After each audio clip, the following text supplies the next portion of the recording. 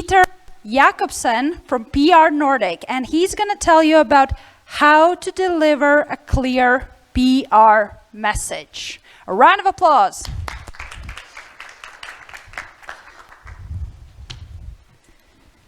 Hi, and thank you a lot for being here.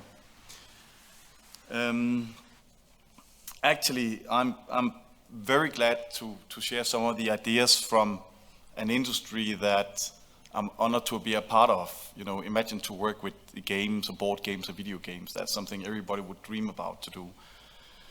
So I feel very lucky to have been working for that for many, many years and find out that PR is very interesting and there's so much undeveloped there still. But I want to share some of my ideas and what I have learned and to do it very simple as well. So it should not be so difficult. Let me see how it works. So some of the things I would love to share a little bit is how to deliver a clear PR message, because it can be quite messy what you wanna come out with, what you wanna actually tell your audience, and then also actually how to reach your audience. If you like this here, it's on. Yeah, just, okay. Anyway, then I'll stay there. So some of the things actually I will touch is how to select your strategy, because there's tons of strategies you can do, and I don't want to say some is wrong and some is right. It's about finding one and actually follow it. It can also be how to spot the opportunities. I find that personally very interesting, because a lot of you actually have a lot of things that is interesting for the audience without you actually know it. Find the angles for your PR campaign. Find out how to take it into action and actually how all this has changed over the years. A little bit about myself. I've been lucky, as I was saying, to work with gaming for 22 years. It had been touching a little bit of sales, a little bit of marketing, and then I found out PR was very, very interesting. And been lucky to work with personalities within the gaming industry as Warren Spector and Sid Meier and John Hare. Quite amazing to actually do PR for some of the people that made the video games I've been playing as a child. For AAA games, it had been a lot Disney Infinity, Grand Theft Auto, Vice City, San Andreas, Burnout, Final Fantasy, a lot and a lot and a lot. Stalker, for example, also. Indie, I find that very interesting, and that have been everything from teams that is one-man army to very, very big teams, even that they claim or say they're indie. So that have been from Limbo to Inside to Leo's Fortune to Deep Rock Galactic, Valheim, Ember Sword, and so on. Some of the games, I hope you know them, otherwise we have been really bad to... For esport, right now it's Valorant and League of Legends, and so there have been a lot, and then actually funny enough there have been movies and TV series coming in, and that have been Game of Thrones, and there's many, the Joker and so on. Even football clubs as Liverpool came and asked for PR. And then all that actually, what have that been doing? It's great fun to take some things in that is not only gaming, because you learn from other industries, you learn from other segments and find out what works and what doesn't work. And you can take that and bring into PR, and that can actually secure you better results actually as well. So we doesn't have to go in the same rhythm, but we can take in new things and learn from other places.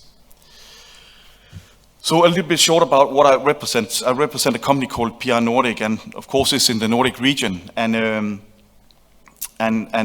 we did PR and have been doing PR for as I was saying, indie and for AAA, and a lot of other stuff that have become more to gaming and gaming lifestyle. So it's also board games, it's artists, talents, all kind of things, esport, gaming gear, and so on. But we kind of saw that the Nordic was not enough. We got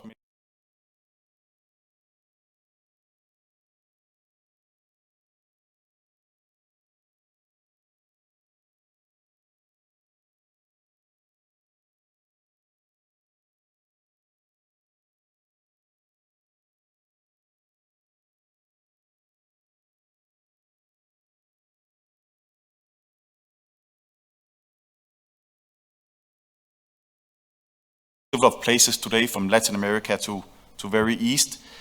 And we want to open up as much as possible to actually be capable to be local and also to support the local teams.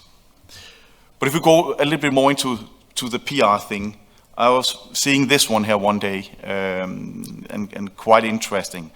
It was Bill Gates that was saying if he was $1 or he had $1 left, he would public relations. And many of you probably think that PR is all about, send out a press release or getting some coverage in a newspaper. But it's a lot more than that.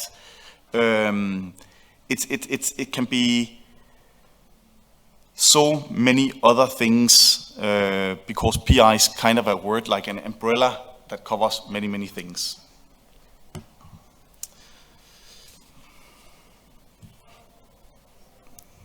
Let's see here.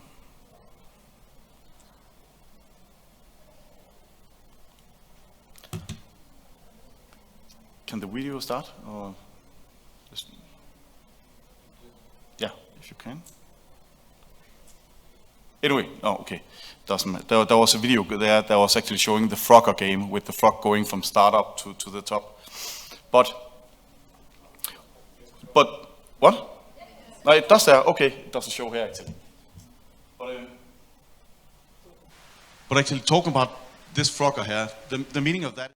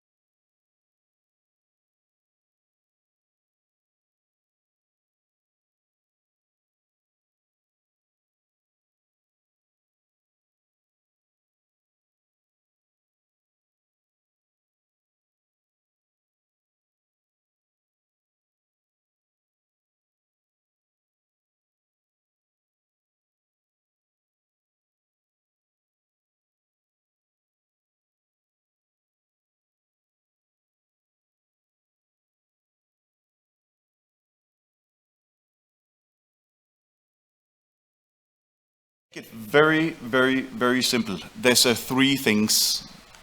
There's one.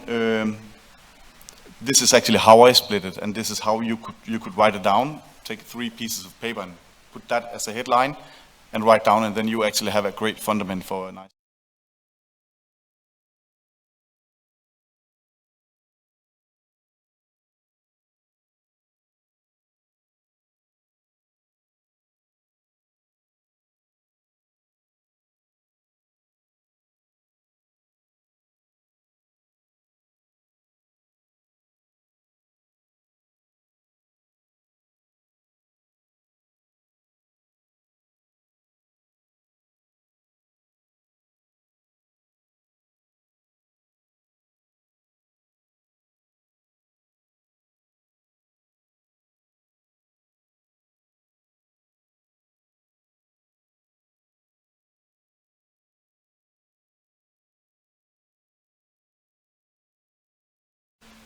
So getting a number 1 placement is it can happen, and I must say that of course the game needs to land in a lucky place.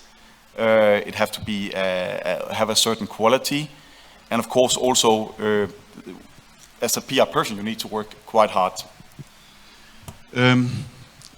Just want to see here, yeah. So some people are actually saying that they want a number 1 hit. Secondly, PR can also be something different. If you go one step back, it can be about also securing more team members. Because if you have pretty good team members, your game might turn out to be better. The work process will be better. So PR doesn't need to be about earning money or get visibility in a certain way. It can actually be that you do it quite targeted among people within the gaming industry, or those who make board games, toys, or anything. This is how you can get good members on your team. You can also actually use it to secure investments. And if you take B, having good team members, and you get the investment, most likely one day you will get a number one. So PR doesn't have to be just focusing on getting that visibility. It can be a little bit more smart and actually attract some nice people. Imagine that you do a game and some people contact you and say, you know, I would love to be a part of this. Then you get some that are really engaged and want to support you. So that's a very good thing. So that's actually step one, number one. Step number two is actually also, where do you want to go? I think that a lot of people have not been thinking about, where do you want to go? Who do you want to reach? What kind of audience do you want to reach? One of the things you have to think about is actually what will make you smile. You need to have a key message. And how do you find that? And you can sit and brainstorm for a very long time. But imagine you're sitting in a train, for example, and you listen to some people sitting next to you or behind you, and they're actually talking about your game, your board game or your video game. What should they say to make you smile and feel really good? You know, think about that. So when you go out of the train, you smile super a lot. You're happy because they were saying something you would love to hear about. It could be that it was thrilling, it was, you know, make them scared, make them smile, or it was the best rush they have ever been getting. Imagine you go to like a birthday party and you meet, or a party and you meet the person who asks what you do, and you say, I've been working on that game, and that person starts to talk a lot and say how much they like it. What should they say to make you smile? I think that sentence is actually your key message. So it's quite simple actually. So you need to know where you want to go, why you want to do the PR. You need to actually establish your key message. When you have that, you're actually a pretty good way, you know, to the next steps.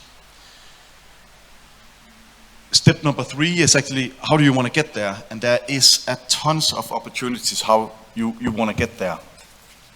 And it doesn't necessarily have to be about your video game. It can be a lot about other things. One of the things can actually be that you should learn to spot the opportunities. Today, if you ask a person, a little boy or a girl in a city, who their fan would be, probably some would say Messi. And that kind of hero is like a hero that is barely untouchable for many people. But if you tell them that every day in the train they're sitting a person that actually make that video game that little boy or girl play every day, they wouldn't believe it. They don't know actually that the daily days heroes is actually next to them. Because nobody knows actually who is making those video games that a lot of people actually have fun about and actually have a good time about. And that's actually one of the key stories. So sometimes PR doesn't need to be about the game itself. It can also be about the person. But it can be so many other things. For example, this burger, if I was doing PR for this burger and the media was saying we don't write about burgers, it could be potentially about this farmer that actually has the cows that make the milk, that makes the cheese, and then we get it into a media or a magazine or something like that with a twist of the burger. It can be the person that bakes the bread, what kind of process they do, and also with a twist of the burger. So you can always find, you know, a really, really good angle to get that visibility. It's also very important that actually the plan you make, you stick to it. You can do a PR plan, you can do a timeline and say, I want to do that. Look, for example, into different happenings that can be in where you live. If you're targeting a certain country, there might be like a certain bank holiday or a certain vacation or a certain thing that could go in line with your game. It's also fun if you are 3 people in your team, buy 3 newspapers and go through the newspapers.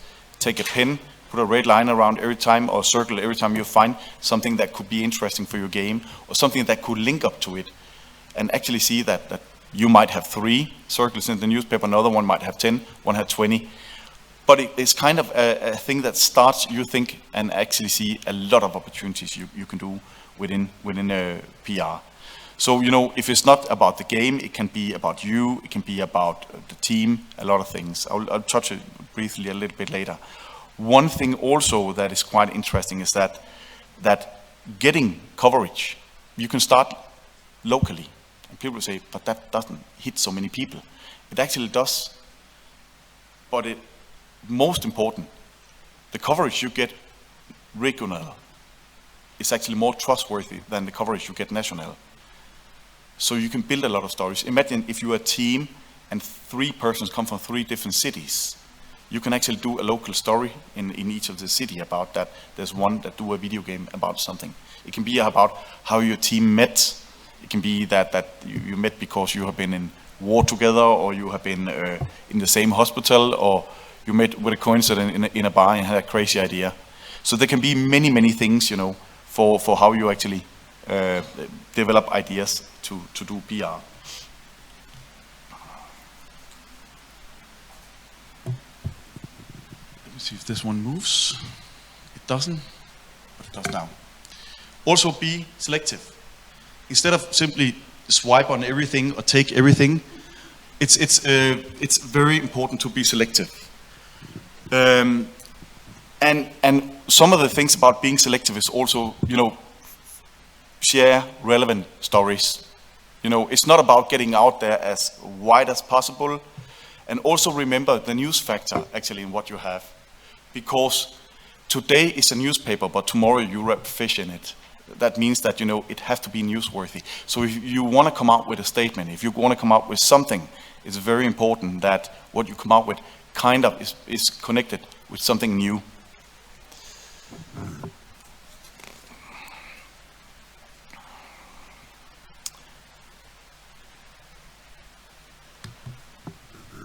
Another thing is also don't bombard the journalists with kind of things that doesn't interest them. Do a little bit groundwork, look at what they have covered before, what they do, what they kind of like, and also what the audience really like. That's really, really important. So everything that is old news is very difficult to work with.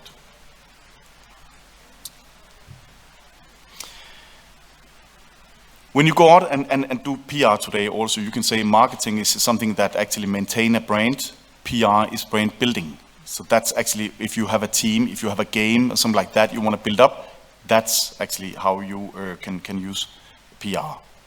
Later you can run over to marketing. And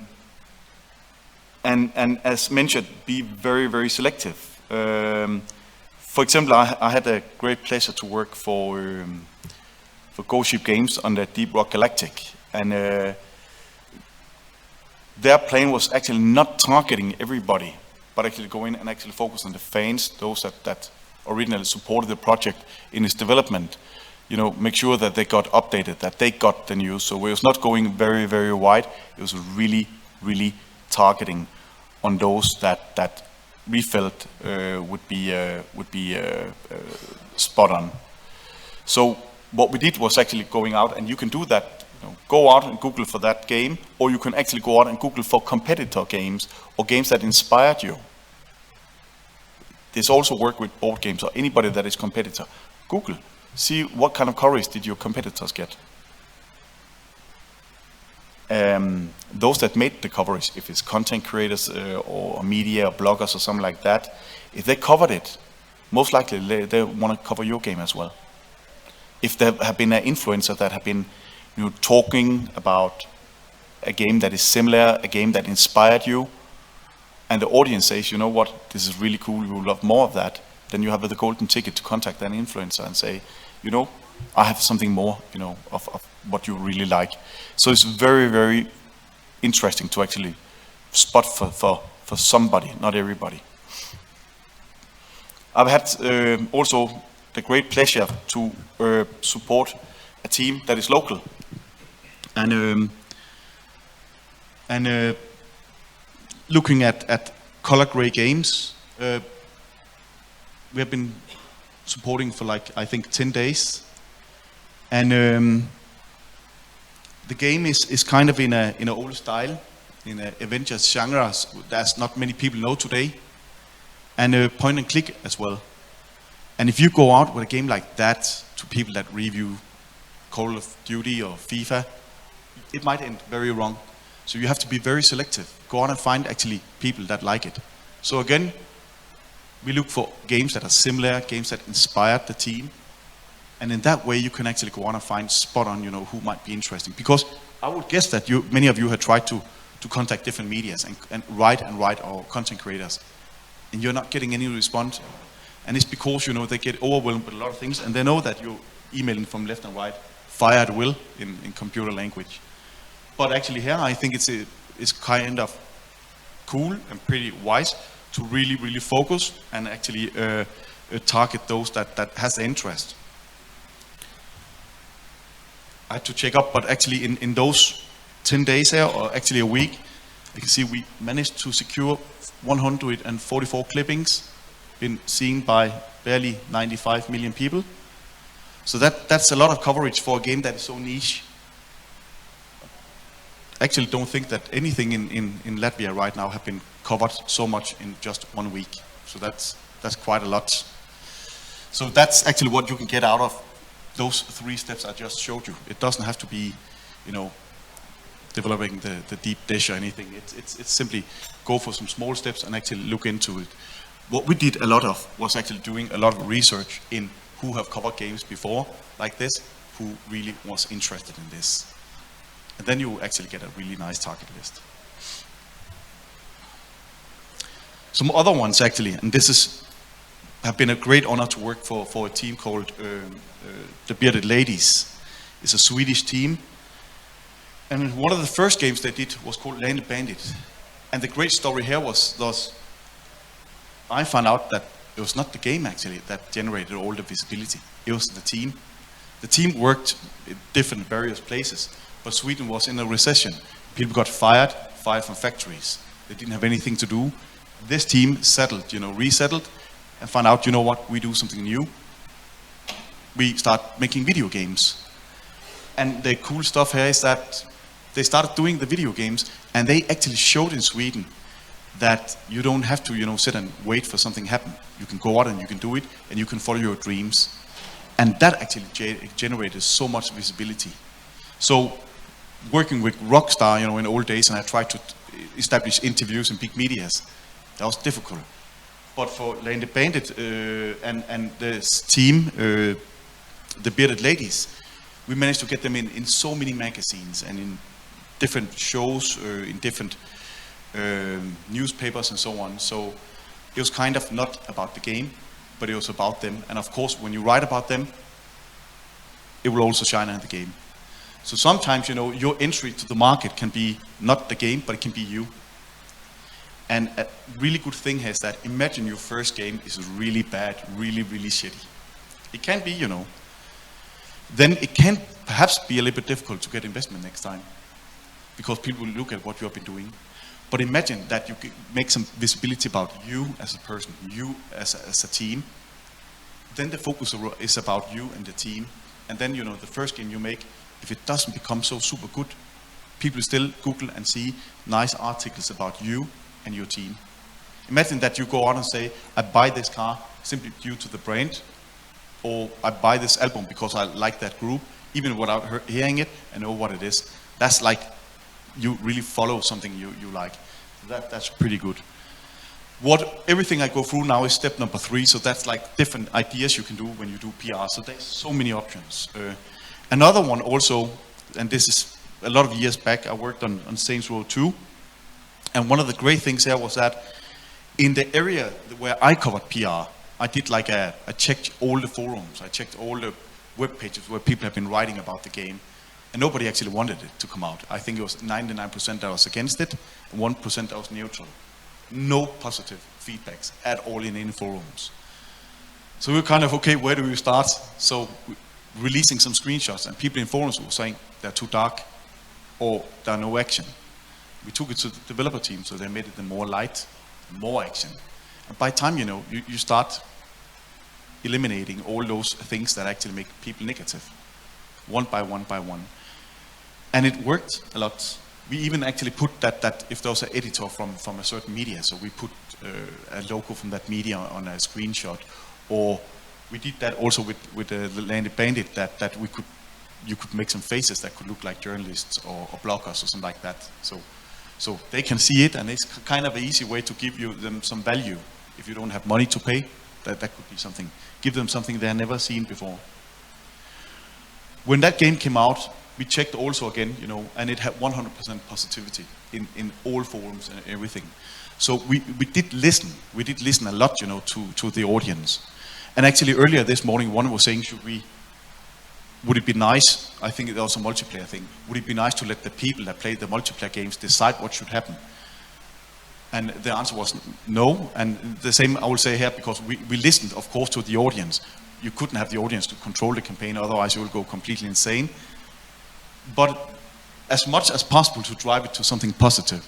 So if you have some fans, you can even, share things and ask them, what do you think about it? Do it in Reddit, do it in Discord. Say, I've been doing this artwork, this is a style I want to, do you like it? That's also an easy way to get people in and actually like it on Steam. Touching a little bit also about how all this gaming have been changing, and that's something I thought about, and then I saw it. I'm from a time that there was a lot of video game companies that doesn't exist anymore. There was a company called Acclaim. They were the biggest in the world. There were Virgin Interplay, and so on and so on. There was a lot. And there were also some, I will not mention, that actually crashed because they released games that was not finished. But they had to do it simply because there was some people that had decided financially that game needs to come out in this quarter. And we are so lucky today, actually, and there are a lot of more positive things about it.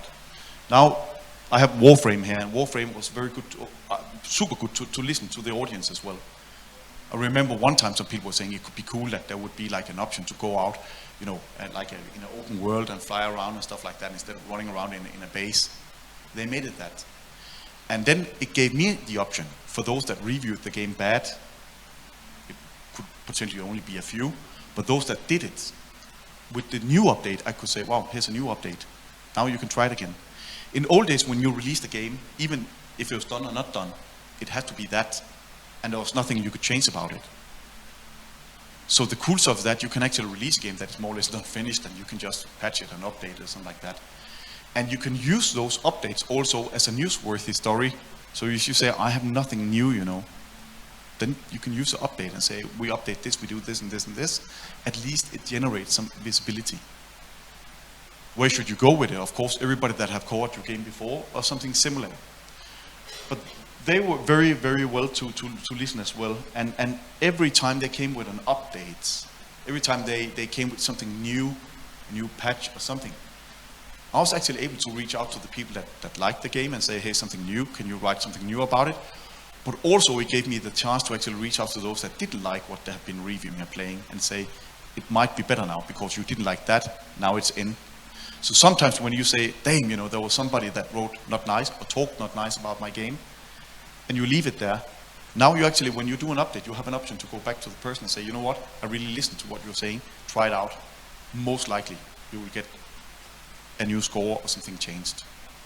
So I think that's a really, really cool way actually to get some positive awareness. So I can see that my presentation will be a little bit shorter than expected, but the three things, and that's actually the main notes you should take, that's actually where are you now, where do you want to go, and how do you want to get there. So I will actually be here the next days, and if any of you have any ideas or thinking about doing a PR plan or a draft for a PR plan, or get started in one another way about how should I develop this, how should I get it into the thing I'm working with, how should I spot different opportunities, then I'm here and I'm glad to sit down and actually go it through with you over a cup of coffee or something like that. So I will be here until Sunday midday and will come with my full support if there should be anything. Then we come actually to a part with questions. So if any of you have any questions, then I will be super happy to support. Any questions from the audience?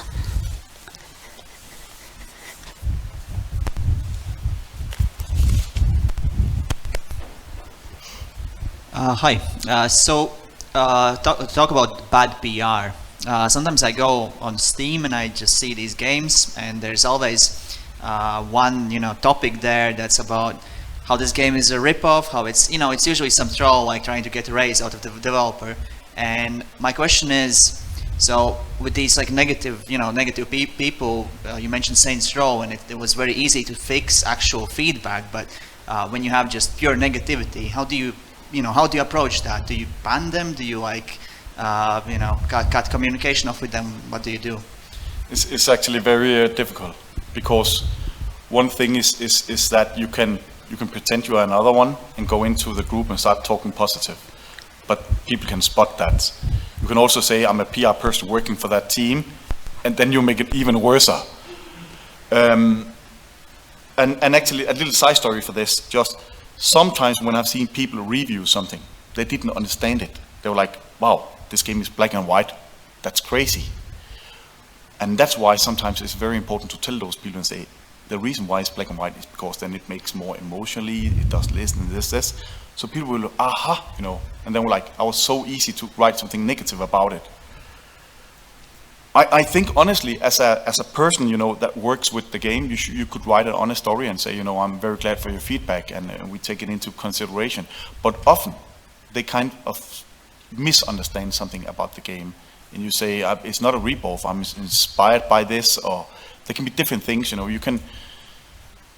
I've seen games where, for example, it was a single-player game, and people were saying today, you know, those games have to be multiplayer. So it's kind of sad, you know, and bad that is single-player.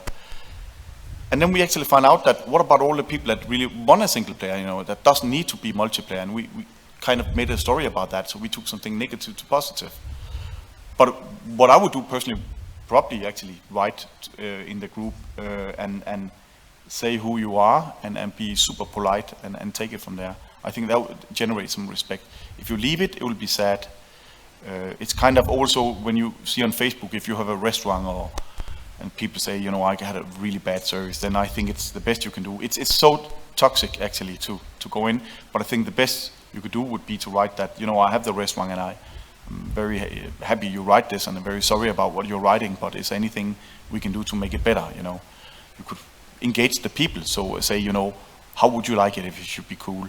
Then they start to be engaging and actually think they are part of it and will be proud of it. But I think your question was, it's very toxic area, so it's really something you have to take step for step. But I think being super polite and hear their suggestions. Okay, thank you. Right, thank you. So is there anyone else? Yep.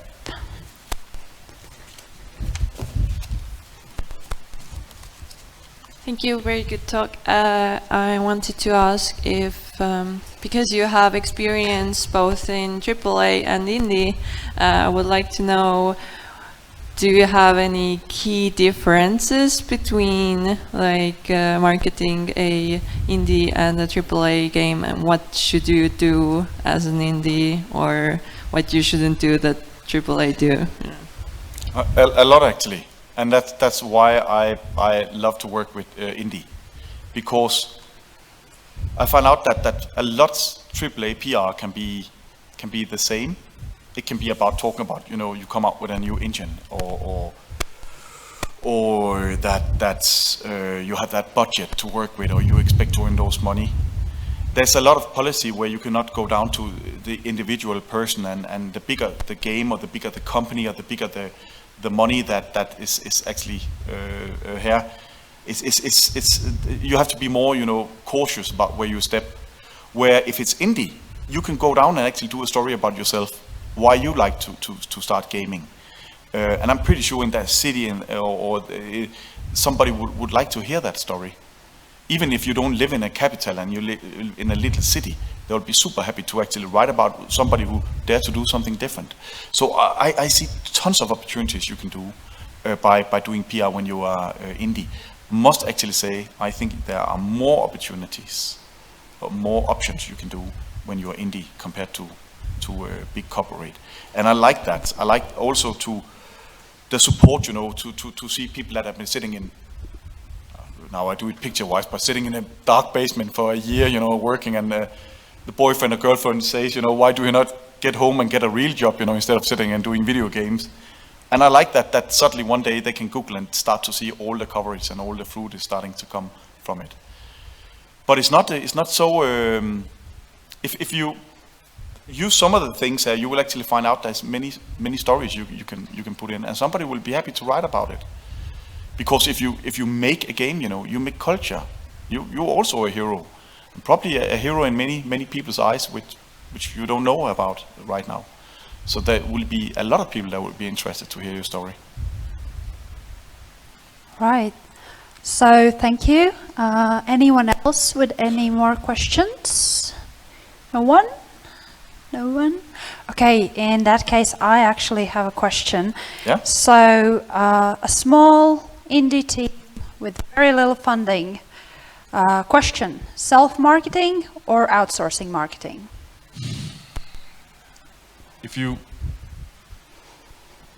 I must say, if you go to a publisher sometimes, an easy way can go to a publisher, and then the publisher can say, we want to take your game. And the publisher might have, 20 other games that is in front of your game or over in focus. So your game doesn't get so much focus, actually. That's something you should be aware of. On the other hand, a publisher can have some marketing people that can take, something away from your shoulder, so you can actually focus on what you like to make the game. Because it's difficult to do everything. See, now I've been giving a lot of recipes out here how to do PR, and people say, you must be insane, to do it. But you will also find out that some of it might take time, Everybody can build a house, but you find out it will take some time, and perhaps you should use your time on something different. I think it's very, very individual. If you have that PR person in your stomach and you would like to do it, it can be nice. PR is public relations, but it can also be press relations. It can be about building relations to the press. I say, an employee that has a lot of connections is more expensive, than one that doesn't have. Imagine you as a person that can present your game, that can talk nice, start to have friends, that are content creators and editors from different media. It has a high value. But again, if you start reaching out and doing all that, you take the time away from actually making your video game. So it's a little bit time management. So I think it's really a balance you have to think about. It's not always the best to take a publisher, but I must also say that it's not always the best that you are self-publishing, because your game might not be what you want, and then sometimes you can let people, to support you. Outsourcing to a PR person, you can do that. I've seen, what we can change. We secured 144 pieces of coverage in 7 days for a game that is very niche. That's kind of crazy. If it was not niche, it could have been 400, 500, 600 pieces, because your audience was bigger. And I think that's a team that are doing a video game wouldn't have time for that. And it would be impossible, otherwise the game wouldn't be finished. So you're trying to sell in something that is not finished. So it's really like this balance, you like it too strong but not too strong. So I would say that's really like something to keep it in a certain balance. Mm-hmm. Okay, anyone else has? Yes.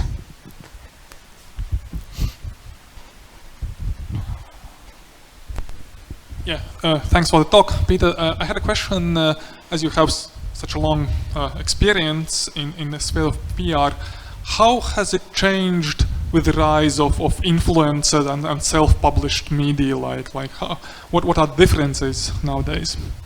To understand correctly, how it have changed since that people start to self-publish, and since that there's influencers today. Nowadays, influencers is a huge thing, and it was not a thing some time Yeah. ago. How does it change your approach? I kind of like the traditional loan style with the media, because they very often work under a certain kind of fundament. Some of them have an editor. Things is kind of, correct. Sometimes, content creators can be like loose missiles. You give them something, they can they can say something without even have been testing it, because they're so busy about having as many products in to earn as many money. One day it can be a video game, another day it can be a bicycle. So I'm not sure actually that is the right way, but there is of course content creators out there that you know, focus on what you do. I think it's very important to, before you deliver something, you know, for a review or present your product, that you really explain what it is so people doesn't misunderstand it. Because PR today is like, some people say, alcohol, you know, it can magnify things, you know. If you're in a good mood, you become more happy. If you're in a bad mood, it becomes worse. PR will put the same, you know. If your game is really bad, it can potentially, you know, lift the focus on that your game is bad. If it's good, it can also lift the focus on it's good. You can also be kind of smart and think about how can I navigate about this and actually change minus into a plus. I think that it goes in a direction that is a little bit unknown. You know, it's you know, I feel that some journalists in media kind of have a manager to check, you know, what they do is if that's correct. You know, it can be checked. You can change the article. You can do things. Content creators, you know, they can sit with many things also, and it's. I would step a little bit more careful. You know, if you go to a big one and they, of course, if they talk good, it's nice. If they misunderstand it, it can be really yeah. And also sometimes the payment for a content creator can be insane. I've seen people that hit a certain amount of people and they ask for extremely high amounts, you know, where you can go to a PR company like me and pay like a 10th part of it, and you can hit 100 times more people. So it's also, you know, check your budget and check where you want to go and all that, and actually calculate. So it's I would be very careful about what it is. Also because I think that some content creators today are acting a little bit like stars. So it's kind of a one-way communication. It can be very difficult. You can send them a product and hope for the best. And then they can take it or leave it, or they can take your product and do whatever they want with it. So it's in this case, I would spend a little bit extra time and actually try to find some that doesn't need to necessarily be super big, but can actually hit exactly your target audience. I hope that's helped a little bit. Right. Any more questions here from Yes? Right, since you've been around for a little bit, in your experience at least, what have been basically PR suicide moves you've seen within the industry, either something you've worked with for a company to rectify, or perhaps you've seen some of your employers commit? What would be the no-nos? The no-nos not to do, or to understand your question correct? Yeah? Yeah. I think, first of all, within PR, you should be 100% honest to your product. You shouldn't promise something that is not. Because that only works one time. Find the strengths in the product you have and actually highlight that. So even that your game is not a multiplayer but only a single player, then you can brand it as that. Brand it as something you can actually enjoy one evening where you sit alone.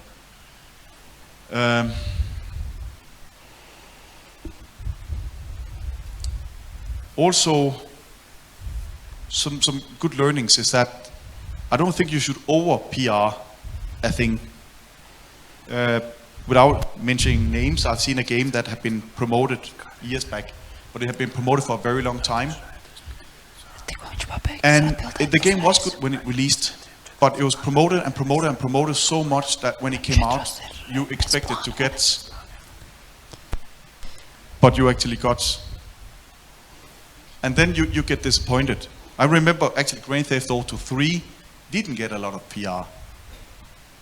And people expected this, and they got like this.